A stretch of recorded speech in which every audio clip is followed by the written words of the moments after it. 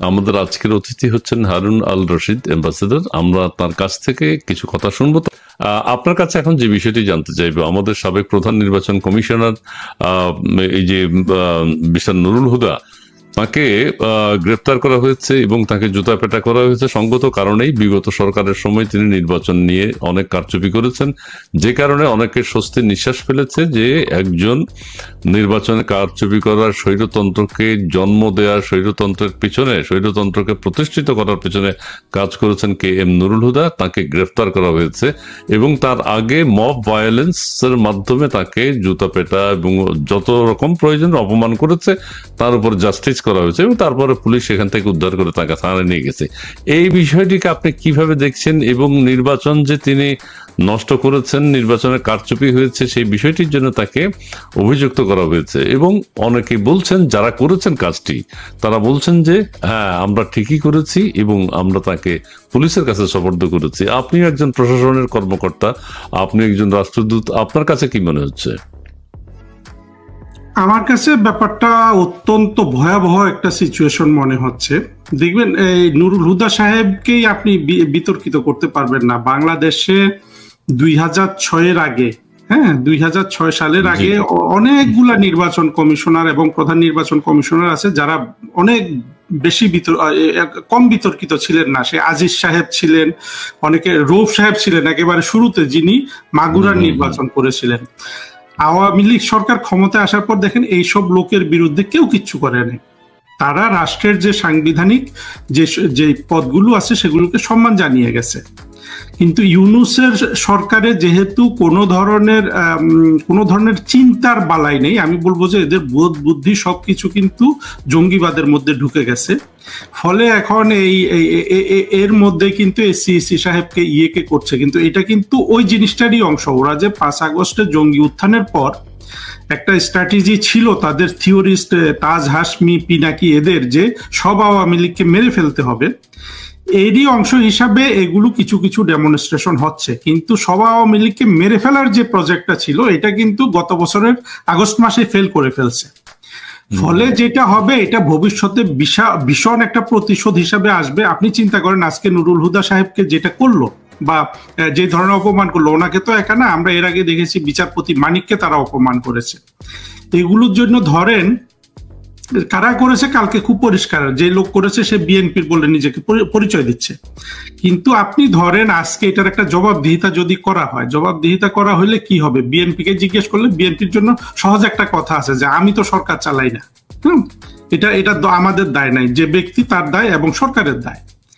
আজকে যদি ইউনূসকে সেই প্রশ্ন করা হয়, ইউনূস যদি সঠিকভাবে যায়, তাহলে ইউনূস কি বলবে? বলবে যে আমি সরকার চালিয়েছি, কিন্তু আমি তো সেনাবাহিনীর সমর্থনে সরকার চালিয়েছি, আমার তো নিজের পুলিশ ছিল না, নিজের আর্মি ছিল না, এটা রাষ্ট্রের পুলিশ, রাষ্ট্রের আর্মি। আপনি পুলিশের কাছে যাবেন, পুলিশ কি বলবে? বলবে যে আমাদের হাজার হাজার কলিগকে মেরে ফেলে তারা আগস্টের শুরুর দিকে তারা আমাদের মনোবল ভেঙে ফেলেছে। শুধু কোনো জবাব দেয়া থাকবে না সেনাবাহিনী প্রধানের, কারণ উনি বলেছেন উনি সবকিছুর দায়িত্ব নিয়েছেন। ফলে আমি জানি না সেনাবাহিনী দায়িত্ব নিয়েছেন, ঠিক আছে, তো উনি বলছেন যে মব যেখানে হবে সেখানে সেনাবাহিনী থাকবে, সেনাবাহিনী মব হতে দেবে না। এখানে তো এই যে সিইসি সাহেবকে যে অপমান করছে, ওখানে তো লোকজন কম ছিল, বেশি ছিল না, অল্প। আর জুতা পেটার কথা তো তিনি বলেননি, মবের কথা বলেছেন।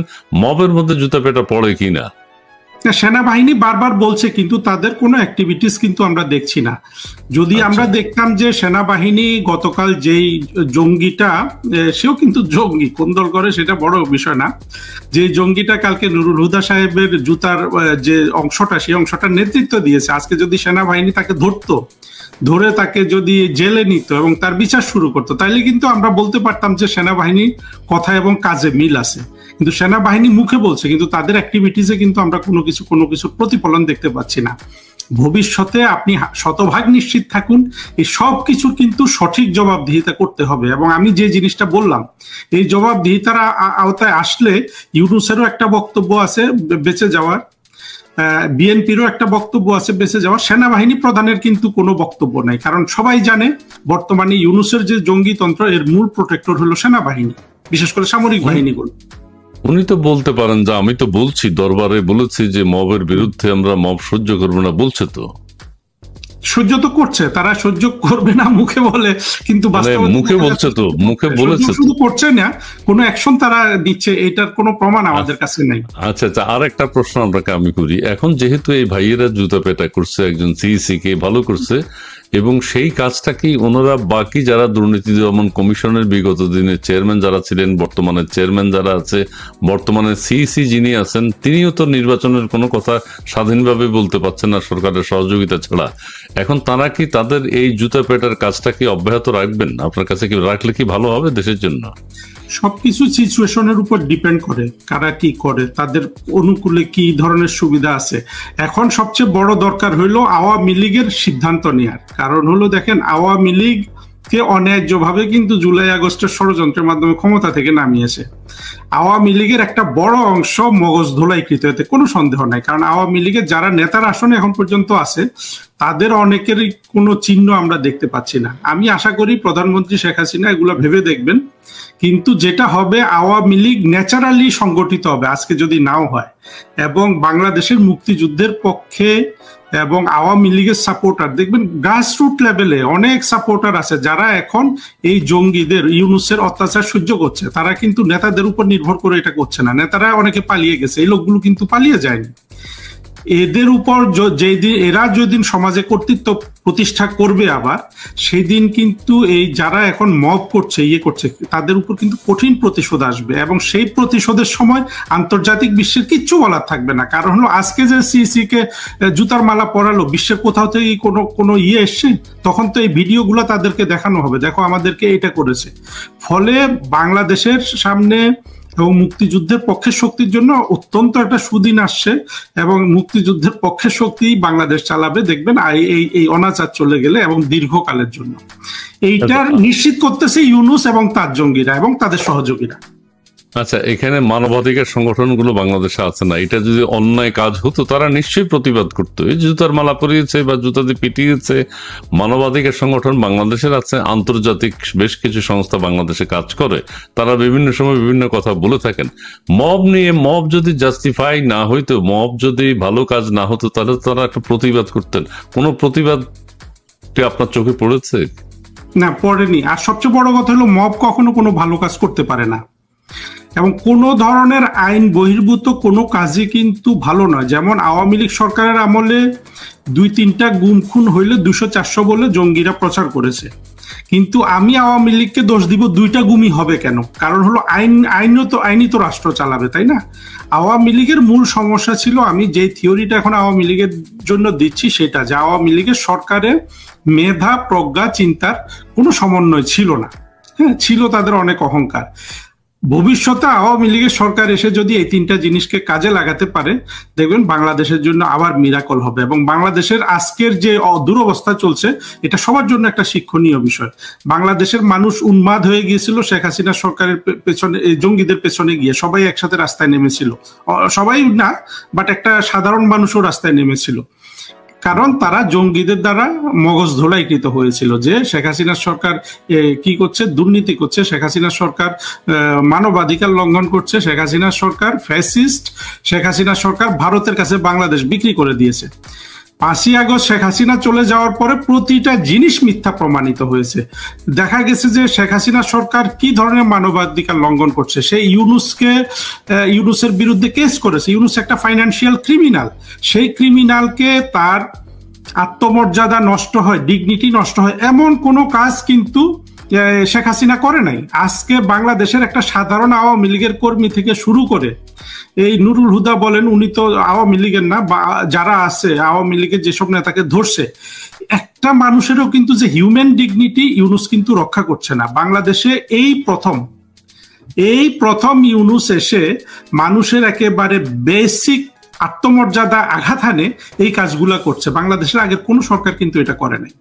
আচ্ছা, আপনি ক্রিমিনাল বলছেন ডক্টর মোহাম্মদ ইউনূস সাহেবকে। তিনি আন্তর্জাতিকভাবে বেশ সমাদৃত, তিনি নোবেল পুরস্কার পেয়েছেন। সেই রকম একজন মানুষকে, যিনি বাংলাদেশের জন্য এত কিছু করেছেন, গ্রামীণ ব্যাংক প্রতিষ্ঠা করেছেন, গ্রামীণ ফোন দিয়েছেন, মানুষের কল্যাণে কাজ করেছেন, আপনি তাকে বলছেন ক্রিমিনাল।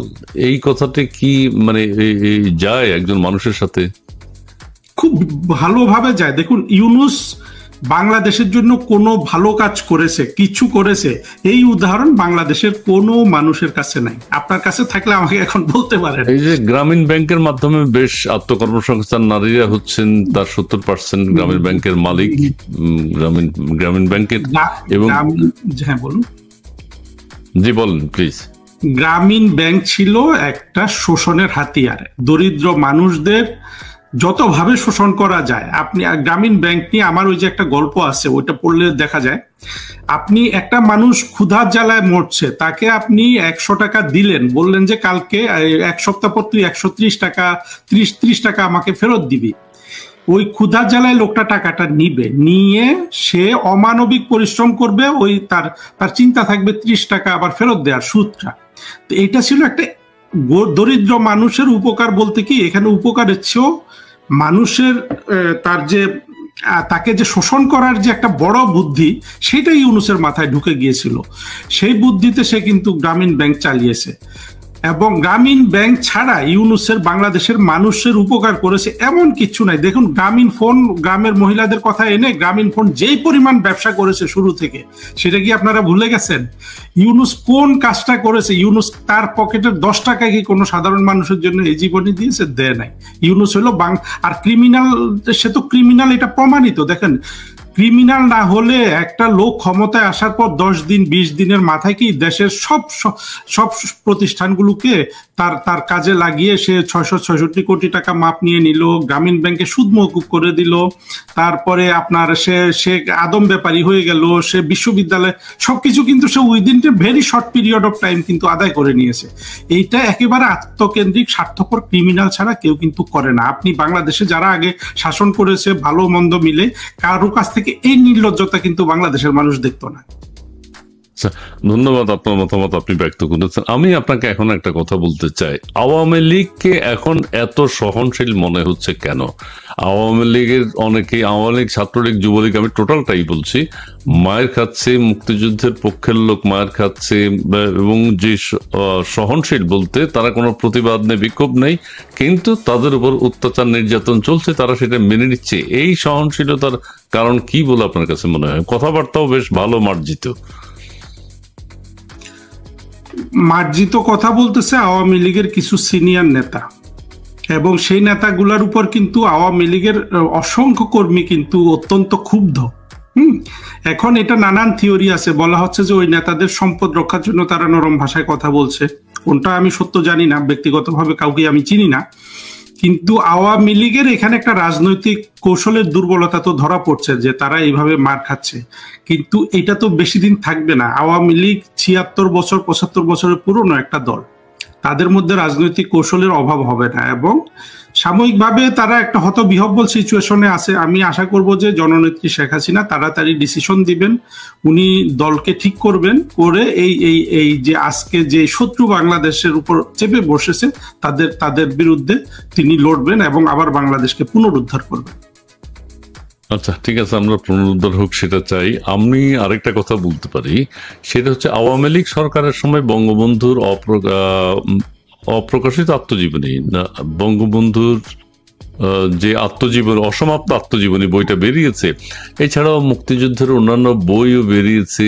এই বইগুলো আমাদেরকে কিনতে হয়েছে। বঙ্গবন্ধুর অসমাপ্ত আত্মজীবনী একটা স্কুলের ছেলেও প্রয়োজন হলে কিনেছে, কিন্তু এটা অ্যাভেলেবল ছিল না। এই মুক্তিযুদ্ধ, বঙ্গবন্ধুর রাজনীতি, বাংলাদেশের স্বাধীনতা সংগ্রাম, বইগুলো নিয়ে আসলে নতুন প্রজন্মের কাছে আওয়ামী লীগকে কিভাবে দাঁড়ানো উচিত ছিল? আওয়ামী লীগের এখানে কোনো ব্যর্থতা আছে কিনা আপনার কাছে কি মনে হয়? নতুন প্রজন্ম আওয়ামী লীগ সম্পর্কে, বাংলাদেশ ইতিহাস সম্পর্কে, বাংলাদেশের মুক্তিযুদ্ধ সম্পর্কে জানে না কেন? এটা আওয়ামী লীগের পরিপূর্ণ ব্যর্থতা। আমি তো মনে করি বঙ্গবন্ধুর অসমাপ্ত আত্মজীবনী একেবারে মাগনা দিয়ে দেওয়া উচিত ছিল, রাস্তায় রাস্তায় ওইটাকে রাখা উচিত ছিল যাতে সবাই হাতে পায়। কিন্তু আওয়ামী লীগের ওই সরকারের যেহেতু ওই 3টা জিনিস ছিল না, আমি যেটা বারবার বলছি যে মেধা, প্রজ্ঞা, চিন্তার সমন্বয় ছিল না বলে আওয়ামী লীগ অনেক ভুল সিদ্ধান্ত নিয়েছে। যেমন এই বঙ্গবন্ধুর অসমাপ্ত আত্মজীবনী, একটা অসাধারণ বই। বাংলাদেশে এই ধরনের কোনো রাজনীতিবিদ এত অসাধারণ বই লিখতে পারে না।